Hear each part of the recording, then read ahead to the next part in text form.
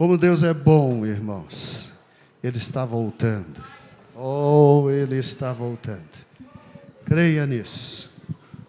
Amados irmãos, nós estamos muito felizes com tudo aquilo que Deus vem fazendo no meu coração e no seu coração em todo esse tempo de leitura bíblica diária.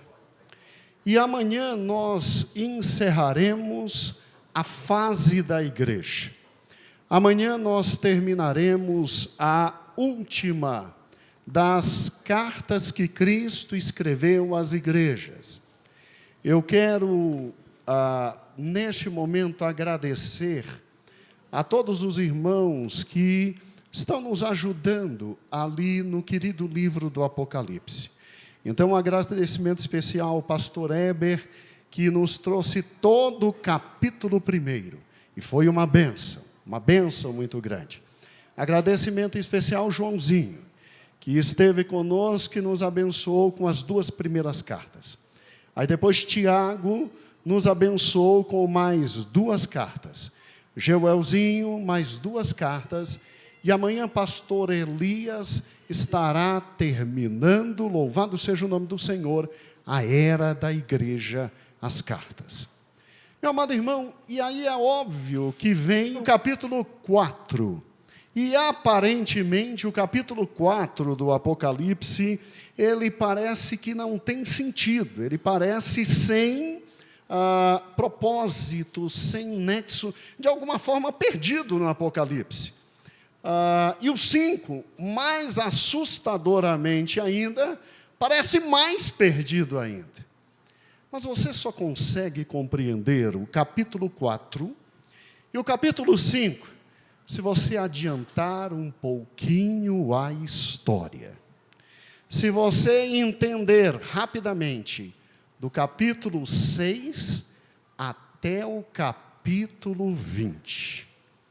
E aí, quando você pensa no Apocalipse, você vê que Cristo estabeleceu, porque é revelação de Deus, o Pai, que Ele deu a quem? A seu Filho Jesus, o quê? Cristo, para que Cristo enviasse a igreja.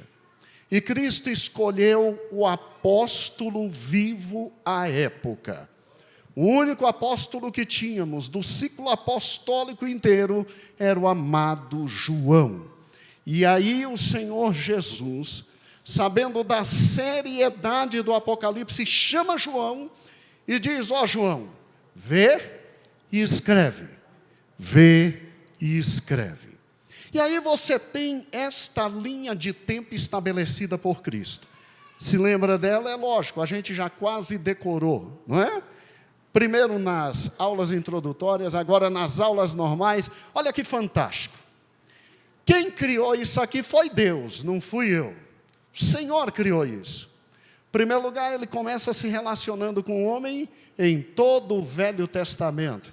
E aí a Bíblia diz que, havendo Deus outrora falado aos pais pelos profetas, nestes últimos dias nos fala sobre a nós por intermédio de Cristo. Aí vem Jesus, que é o resplendor da glória de Deus e a revelação máxima, e nos traz a revelação de Deus. E aí Jesus chama o apóstolo João e diz assim: escreve as coisas futuras. E João, no capítulo 2 e 3, que de forma tão maravilhosa, o Joãozinho, para não confundirmos com o João apóstolo, de forma tão maravilhosa, o Joãozinho, muita gente não te conhece, fique em pé, e não fique vermelho, glória a Deus. Ali está o Joãozinho, amém? Pode sentar.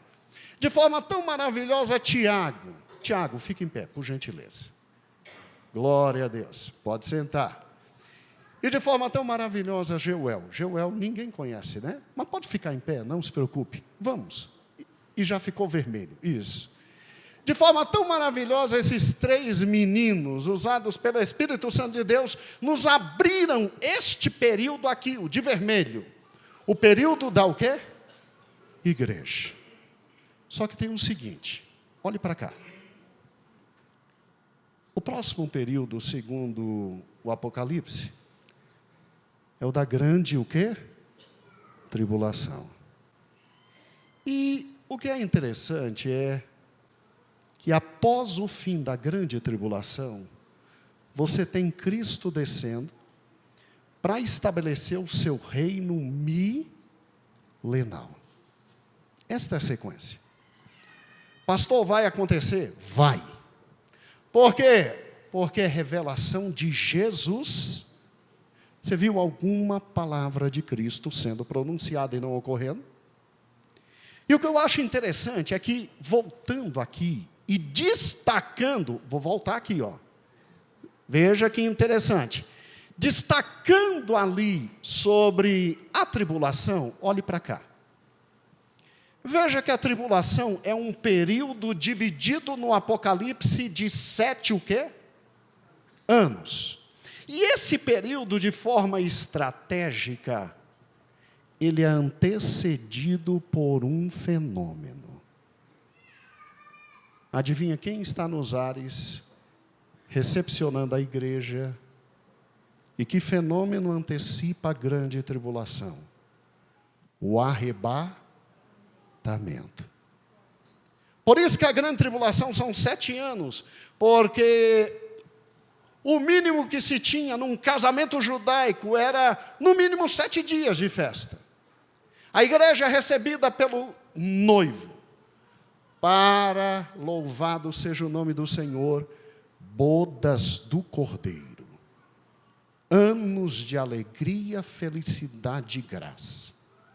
E aí, depois que nós passarmos pelas bodas do Cordeiro e recebermos os galardões e as coroas, o que ocorre? Imediatamente Jesus volta, segunda vinda. Só que não para buscar a igreja,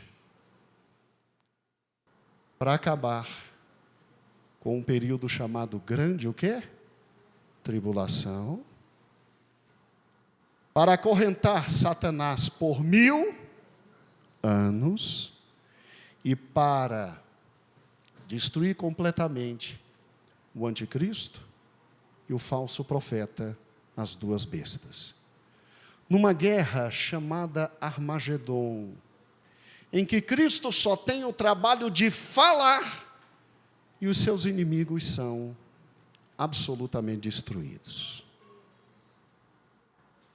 Eu quero que você entenda que, chegando o milênio, nosso Senhor reina, mas depois dos 1000 anos, Satanás é solto, e aí vem aquilo que se chama batalha final, e depois a eternidade. Olha para cá. A grande tribulação, um período de 7 anos, dividido em 2 subperíodos. 3 anos e meio a primeira parte, 3 anos e meio a segunda parte. E muitos fatos fundamentais são estabelecidos aqui. Eu preciso que você compreenda isso, por quê? Porque quando a gente começa a pensar na grande tribulação, a gente entende porque existe Apocalipse capítulo 4 e capítulo 5 que vamos esta semana trabalhar. Você consegue ler comigo? O que seria o período da grande tribulação? Extremamente simples. É o período de angústia de Israel, onde Deus vem para acertar os ponteiros com um povo que o rejeitou. A Bíblia, quando fala da grande tribulação, irmãos, ela diz assim: quando estiveres em angústia e todas essas coisas te alcançarem, então nos últimos dias voltarás para o Senhor teu Deus e ouvirás a sua voz, porquanto o Senhor teu Deus é Deus misericordioso e não te desamparará, nem te destruirá, nem te esquecerá. E nem se esquecerá da aliança que jurou a teus pais. Isso está em Deuteronômio, capítulo 4, e isso é dirigido a Israel. E Deus diz a Israel: olha, vocês têm 2 caminhos, ou me servem ou me abandonam. Mas se vocês me abandonarem, tudo isso virá a vocês. E aí, de repente, Deus muda o estilo da escrita, e Deus diz: quando estiverdes em angústia. Aí você pega um contexto e pensa, está em angústia porque não serviu a Deus. Só que há um problema sério. Quando estiverdes em angústias e todas essas coisas te alcançarem, aí no contexto vem só coisa horrível, então nos últimos dias voltarás para o Senhor. Desde Deuteronômio, Deus vem falando que ia espremer Israel. Porque ama Israel. Olha que interessante, quando a Bíblia fala de grande tribulação, ela traz uma descrição fantástica. Ela diz assim: então os homens entrarão nas cavernas das rochas e nas covas da terra. Do terror de quem?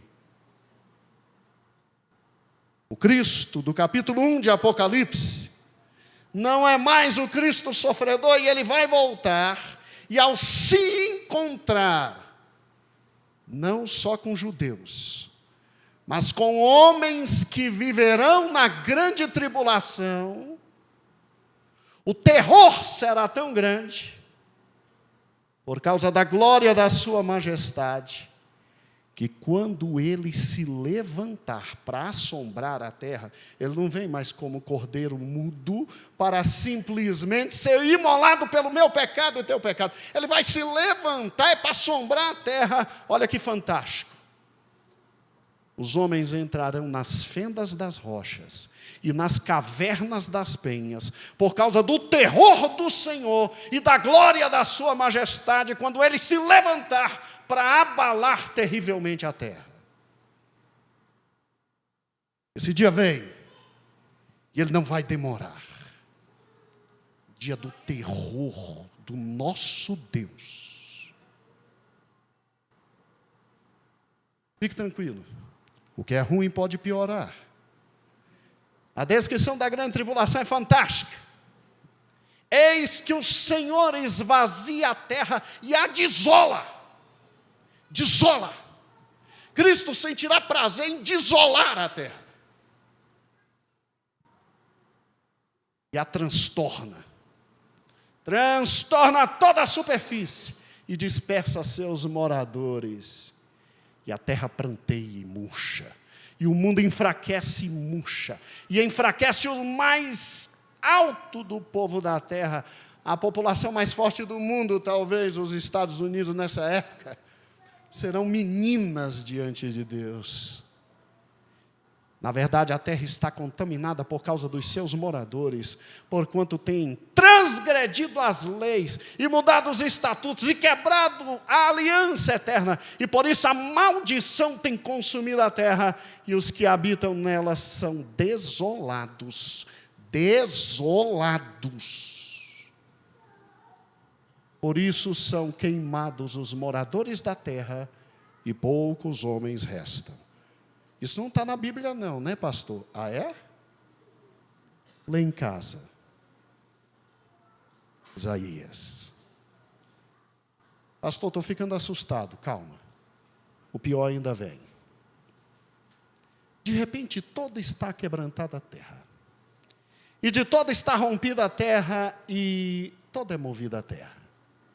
E de todo cambaleará a terra como ébrio. Você pode imaginar homens e a natureza sendo destruídas como geleia, como nada.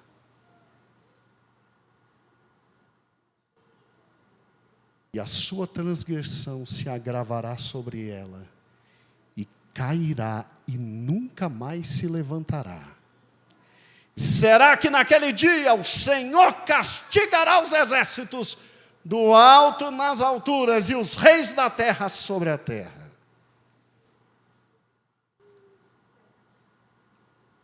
Isaías. Perguntai, pois, e vede, se um homem pode dar à luz? Você, homem, pode dar à luz? Você tem capacidade de dar à luz? período determinado por Cristo, a grande tribulação, é tão fantástico que, escute a descrição: porque, pois, vejo cada homem com as mãos sobre os lombos, como quem está dando à luz, e se tornaram pálidos todos os rostos. Eu estava perguntando para um médico o que é isso, e ele me explicou: isso é o auge do desespero. Toda a estrutura nervosa entra em colapso. E ele disse: não é possível que um dia isso vai acontecer. Porque aquele dia é tão grande, que não houve outro semelhante, e é o tempo de angústia para Jacó, é para a igreja, é para Jacó. Ele, porém, será salvo, porque Deus ama.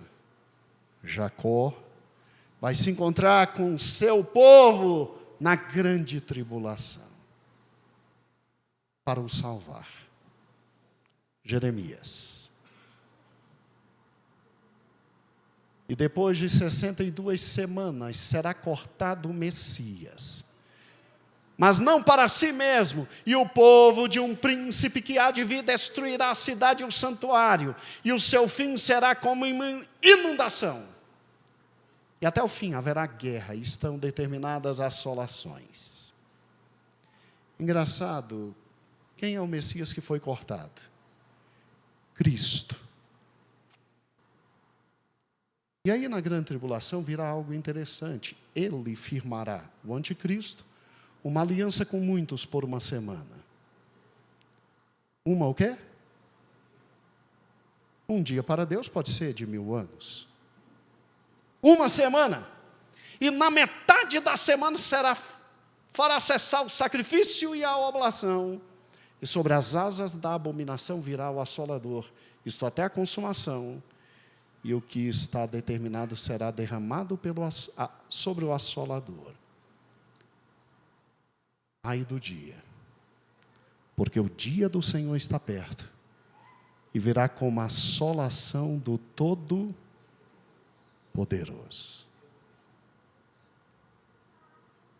Está gostando? Olhe para cá. Pastor, eu gosto do Deus que ama.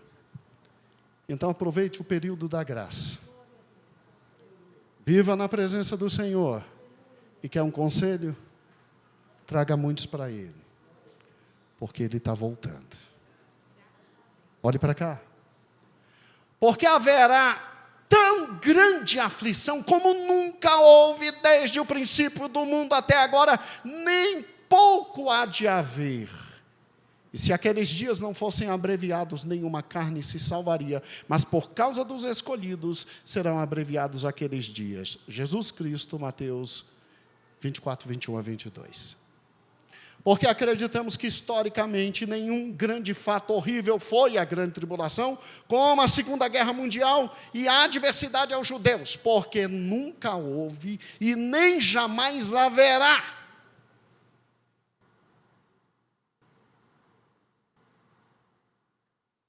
Olhe para cá. A grande tribulação são 3 atividades de Cristo Senhor Todo-Poderoso. Começa em Apocalipse 6, com a abertura dos 7, o quê? Selos. Estás vendo ali? Primeiro selo, o anticristo, cavalo branco. Segundo selo, o cavalo da guerra. Terceiro selo, o cavalo da destruição. O quarto selo, o cavalo da morte. Apocalipse 6. O quinto selo, ele é muito especial. É um selo que é aberto com aqueles que vêm da grande tribulação e são salvos na grande tribulação. Ou seja, judeus que reconhecem a Cristo. Pastor, e a igreja? Não, eu e você estamos no céu. Se não estivermos, a gente vai ter chance de assistir tudo isso. Olhe para cá. Vá aprendendo. O sexto selo é terrível. A terra se derretendo. Aí quando a gente pensa que vai parar, e no sétimo selo a coisa diminui, o sétimo selo é um problema. Porque o sétimo selo, segundo o Apocalipse, é um anjo que vem tocar a primeira das 7 trombetas. Então, o sétimo selo faz vir 7 trombetas. O sétimo selo são 7 trombetas tocadas por 7 anjos. Olha que lindo. Cada trombeta, um desastre ecológico, humano e social. Aí quando chega na 7ª trombeta, porque tudo ainda pode piorar, não se preocupe. A 7ª trombeta é um anjo dizendo: estão vindo 7 anjos para derramar as taças da ira de Deus. Aí é uma coisa muito bonita, irmãos, isso aqui, a grande tribulação, porque quando você junta as 7 trombetas e as 7 taças, aí você compreende todos aqueles textos. E aí você compreende quem é Deus irado e revoltado. Porque, olha que interessante essa pequena comparação. A primeira trombeta é chuva de meteoros queimando a terça parte da terra. A primeira taça da ira são úlceras malignas e perniciosas, atacando a todos os adoradores da besta e da sua imagem. A segunda trombeta são asteroides que caem no mar, e a terça parte dos seres no mar morrem, e afunda a terça parte das embarcações. Como se isso fosse pouco, a segunda taça da ira, o mar se torna em sangue e morre todo ser vivente do mar. Na terceira trombeta, asteroides caem sobre os rios e as fontes de água, e a terceira parte da água é contaminada pelo absinto. Como se isso não fosse nada, na terceira dose da ira de Deus, vinda do cálice da ira, se derrama nos rios, nas fontes de água, todas se transformam em sangue. E acaba com a potabilidade da vida humana. Na quarta trombeta, é ferida a terça parte do sol e da lua e das estrelas, para que não brilhassem. Já imaginou os efeitos disso? Fica tranquilo, porque quando chegar a época da taça, a quarta taça é derramada sobre o sol. E o sol, que antes agora só está vivendo com 2 terços, agora cai sobre os homens e queima como fogo. A quinta trombetinha simples é solto do abismo. Alguns anjos que Deus conserva preso para esse momento, para que não destrua a humanidade. Eles são soltos nesse momento. A quinta taça é derramada sobre o trono da besta, cujo reino se tornou em trevas, e os homens têm tanta dor, um absinto que é derramado, que eles mordem a língua para diminuir a dor. A sexta trombeta é simples. Se soltam 4 ventos e simplesmente arrebenta-se uma terça parte da terra. A sexta taça da ira é uma delícia.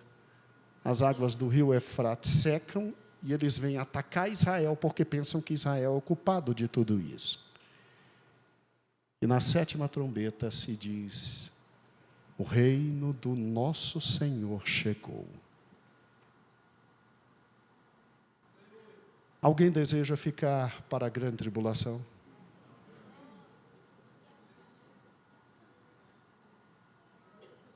Porque existem irmãos que creem que nós vamos passar pela grande tribulação. Sério. Eu tenho um grande amigo que ele diz assim: olha, Gedeon, estou torcendo para a gente não passar pela grande tribulação como vocês dizem. Mas se a gente passar, você tem aqui um ombro amigo. É muita cara de pau, não é verdade? Eu olho para ele e eu digo: escute, quando a gente chegar no céu e estiver nas bodas do Cordeiro, eu vou rir da sua cara e eu vou dizer: quer descer? Desce. Desce. Você não queria ficar para a grande tribulação? Então nós apostamos. Vamos ver quem ganha. Olhe para cá. A grande tribulação é esse período de 3 anos e meio iniciais, e de depois mais 3 anos e meio, que não tem somente todo esse derramar da ira e do ódio de Deus, mas que tem por parte da população mundial a recepção dos últimos inimigos da fé. Você tem nesse momento também, socialmente, o surgimento do anticristo, a ascensão do anticristo, e a dificuldade que ele tem, porque à medida que esse homem extraordinário, criado, ungido, erigido pelo diabo, porque a Bíblia diz que quem dá o poder ao anticristo é a serpente, o grande dragão, à medida que ele consegue resolver um problema, vem uma nova trombeta, e outro, vem uma nova trombeta, e resolve outro problema, vem uma taça da ira. Então ele não tem paz no governo dele, mas ele consegue chegar ao poder central. E na segunda grande parte da grande tribulação, amados irmãos, com derramada as 7 taças, ele fica revoltado e ele diz: o culpado de tudo isso é Israel. E realmente ele tem razão, o culpado é Israel. Deus está espremendo Israel para voltar à presença dele. E escute, ele profana o templo. Ele entra no templo e diz: eu sou Deus e eu tenho que ser adorado. Aí nesse tempo, desce o Senhor conosco. E nós assistiremos de camarote o diabo ser amarrado e simplesmente o falso profeta e o anticristo serem jogados, acorrentados no lago de fogo e enxofre. Irmãos, agora sim dá para entender o capítulo 4 e o capítulo 5, porque o capítulo 4 tem essa visão aqui, ó. Imediatamente o homem de Deus sobe. O capítulo 4 diz: sobe para aqui, sobe para aqui. E imediatamente João sobe. João vê, num alto e sublime trono, ali ó, de branco, alguém que era resplandecente como jaspe.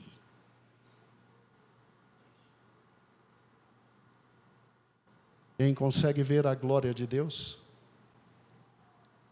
Adivinha quem está sentado nesse trono? O próprio Deus Pai. João tem que subir em espírito e ver Deus sentado em um trono, como se dizendo: eu sou Deus, eu controlo todas as coisas, tudo está em minhas mãos, e eu vou te dizer o que vai acontecer. E o que é lindo é que aqui do lado, ó que fantástico, olha o Senhor. Do lado, como que um arco-íris, um vermelho, escarlate maravilhoso, como que nos lembrando da redenção.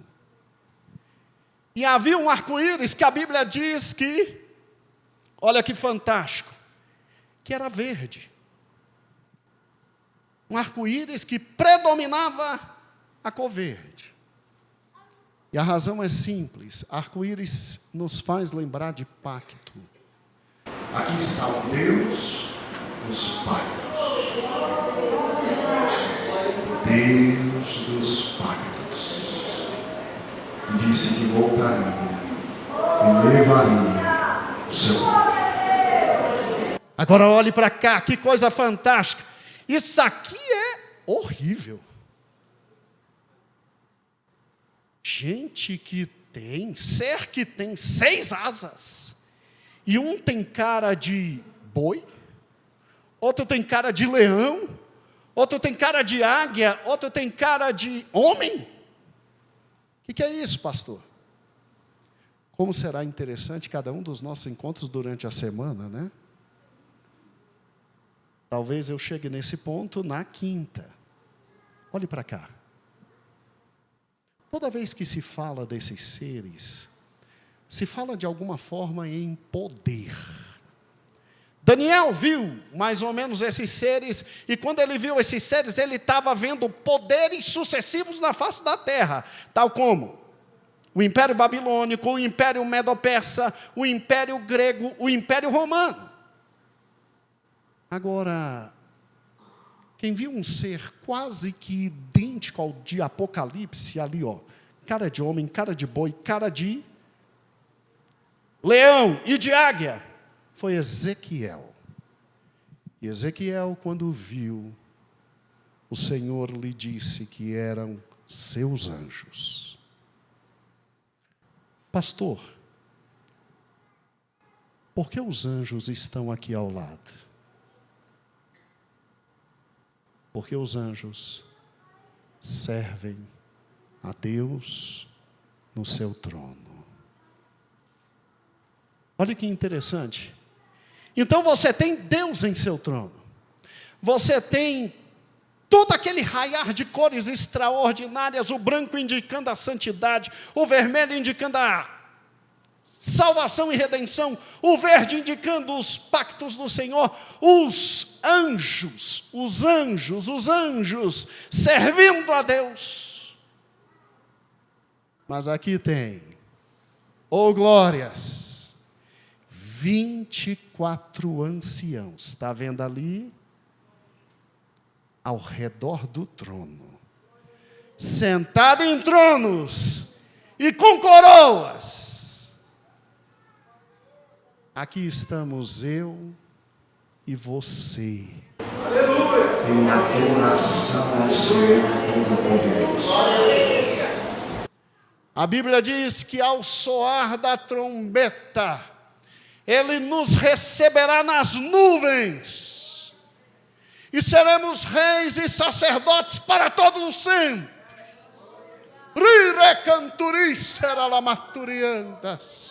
E aqui o que João vê em Apocalipse capítulo 4 é um retrato da igreja glorificada, exaltada, redimida, cheia da glória do Altíssimo, e que diante do Senhor Todo-Poderoso só consegue fazer isso se ajoelhar e entregar suas coroas em adoração, em louvor, em regozijo. Apocalipse 4 existe para te dizer: antes da grande tribulação, eu venho buscar a minha noiva. A minha noiva não está destinada à destruição, a minha noiva não está destinada ao sofrimento, a minha noiva não está destinada ao desespero, a minha noiva está destinada à vida eterna e à glória eterna. Olha para essa imagem e guarda isso o resto da vida em nome do Senhor Jesus, para que diabo nenhum tire isso do teu coração. Ali está a grande tribulação. Está. Você teve um trailer.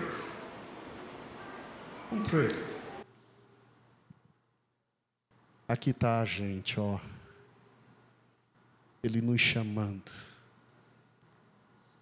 nos recebendo nos ares, lá dizendo: vinde benditos do meu Pai, para o gozo eterno. Neste dia, os sepulcros se abrirão, meu Pai se levantará em glória,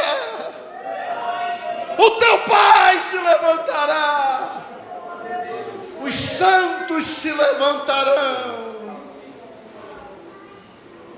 E se esse dia for hoje, nós depois nos ergueremos e o veremos como Ele é. E lá, Xizó, Deus que gravou tudo que você fez por Ele, te dará a tua coroa. Xizó, tu não morrestes ainda, porque Deus te deu a oportunidade de você ter muito mais lá. Edilson, amado, mesmo com todas as limitações físicas, tu não estás num túmulo, porque Deus te deu a chance de fazer ainda muito mais para Ele. Meu Deus, eu ainda estou em pé, porque o Senhor ainda me deu a oportunidade de fazer muito mais para Ele. Nós receberemos galardão a galardão, honra a honra, glória a glória. Mas nós vamos voltar. Sabe por que nós vamos voltar?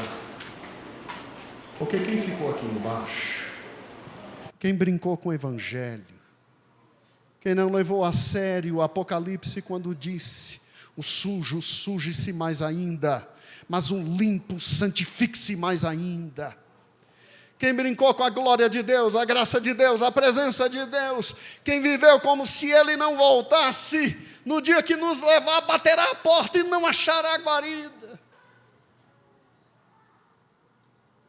Nós voltaremos. Sim, Ele virá. Ali, nós vamos voltar. E aí sim, todo olho o verá. Todo. Eles nos verão. E eles verão Cristo, o Senhor. E aí começa o milênio.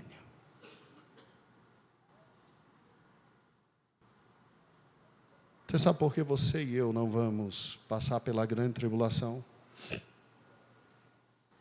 Lê comigo. Você consegue? Mas nós, que somos do dia, sejamos sóbrios, vestindo-nos da couraça da fé e do amor, e tendo por capacete a esperança da... Porque Deus não nos destinou para a ira, mas para a aquisição da salvação por nosso Senhor, o quê? O dia da ira não é para a igreja. Quem disse isso? Paulo. Mas Cristo não deixaria Paulo falar sozinho. Cristo diz hoje para mim e para você: como guardastes a palavra da minha paciência, eu também te guardarei da hora da tentação que há de vir sobre todo mundo, para tentar os que habitam na terra. Eis que cedo venho, guarda o que tens, para que ninguém tome a tua coroa.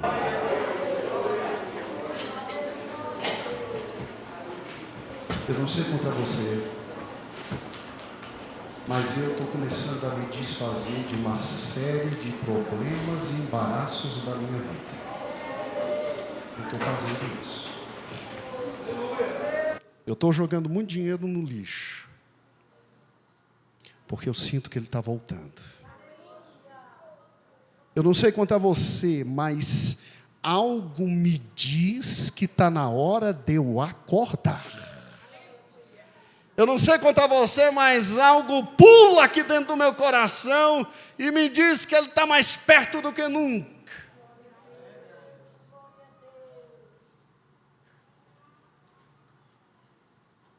Só me dá medo duas passagens bíblicas. Só duas. E o próprio Jesus disse. Ele disse que vai chegar perante o Pai, vai olhar para alguns e vai dizer: eu não te conheço não. Apartai-vos de mim, todos vós praticais a iniquidade. E o indivíduo vai dizer: mas eu preguei, eu orei, eu jejuei, eu até curei. Ele vai dizer: eu não te conheço.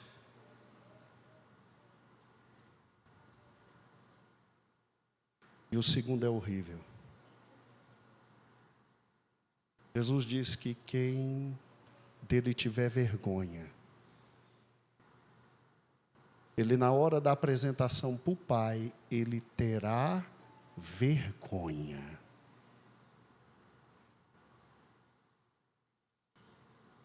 Está na hora de eu e você fazermos a única coisa que interessa na vida. Trazer gente para Ele. Parar com as picuinhas. Deixar do só menos. Parar de dizer que o hino é de velha. Por isso eu não canto. Está na hora da gente parar de dizer, eu me envolver com isso. Banda não vai para frente. Coral? É coisa de morto.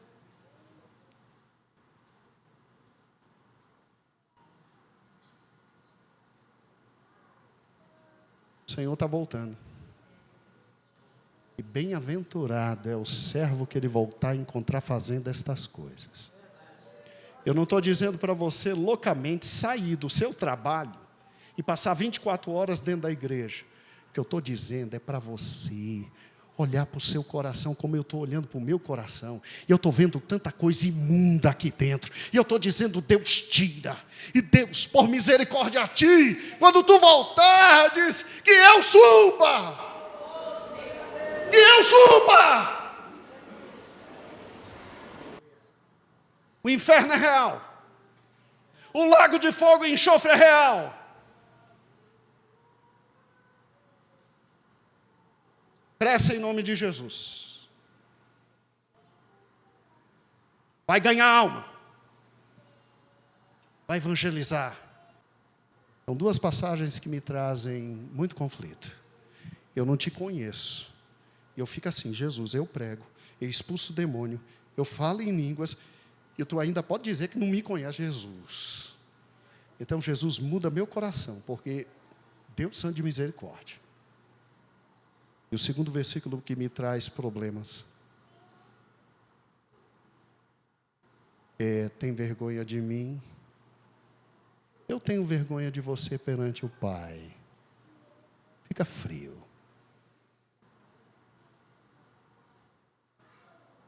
O Senhor nos chama. O Senhor nos quer. O Senhor nos ama. Você vai ver o que Deus vai fazer com essa igreja. Você vai ver o que o Senhor vai fazer com a tua vida. Você vai ver o que o Senhor vai fazer conosco.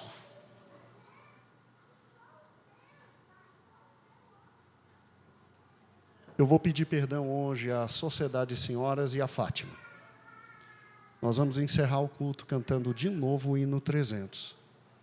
Porque não é possível que o Senhor não tenha falado ao meu coração. Não é possível. E eu te espero durante a semana para junto a gente engrandecer o Senhor.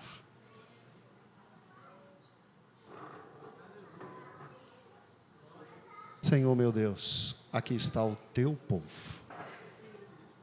A tua palavra é verdade, o que vem por aí é muito sério e está perto o arrebatamento. É por isso que temos Apocalipse 4, Deus, um trono, e tu como que mostrando ao grande João, ó Deus, tu mostrando a ele: olha aqui o que eu vou fazer.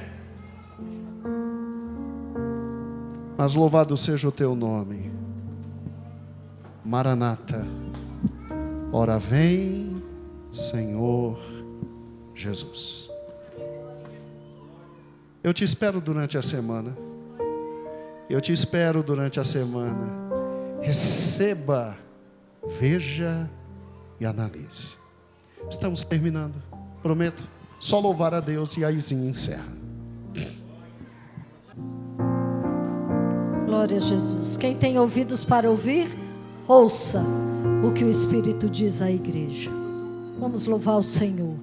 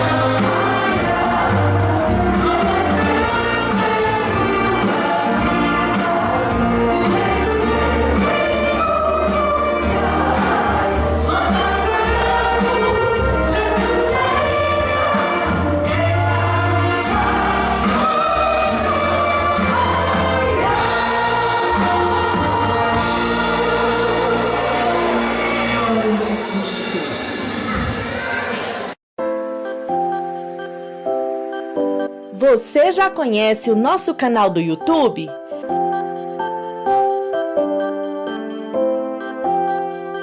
Todos os dias um vídeo é postado em nosso canal. Visite as nossas playlists, mensagens que edificam, leitura bíblica diária, congressos, louvores e muito mais. Nosso endereço é IEPBC Brasil.